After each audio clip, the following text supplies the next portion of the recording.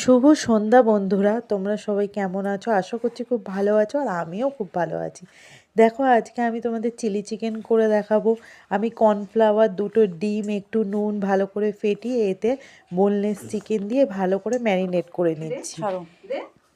দেখো, এখানে আমি আরেকটুখানি কর্নফ্লাওয়ারের দরকার ছিল, তাই আমি আরেকটু কর্নফ্লাওয়ার দিয়ে দিয়েছি। এরপরে কড়াইতে আমি তেল গরম করে এক এক করে আমি দিয়ে দিলাম। এভাবে আমি ভালো করে লাল লাল করে আমাকে ভেজে নিতে হবে এই চিকেনগুলোকে। এবার ভাজা হয়ে গেছে, এগুলোকে আমি তুলে রেখে দিলাম। তারপরে বাদ বাকি আর যতটুকু ছিল সেইটুকুও আমি ভালো করে ভেজে নিচ্ছি লাল লাল করে।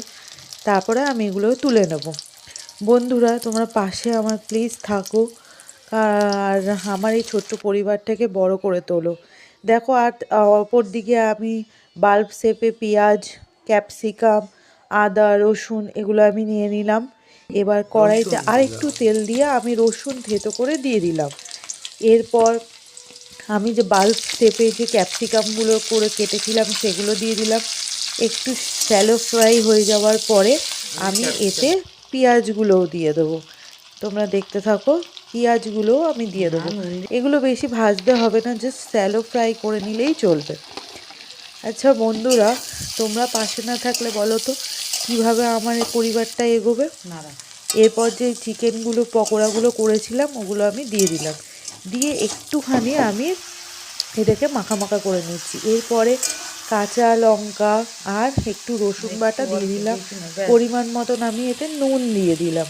এবার একটু হালকা করে মিষ্টি যাতে হয় তার জন্য আমি চিনি দিয়ে দিলাম। আর এতে আমি টমেটো সস দিয়ে দিচ্ছি, দিয়ে ভালো করে আমি মাখিয়ে নিচ্ছি এটাকে। তারপরে এতে একটু ভিনিগার দিয়ে দিলাম যাতে চিকেন যে পকোড়াগুলো ছিল সেগুলো একটু নরম থাকে। দেখো, আমার চিলি চিকেন রেডি হয়ে গেছে।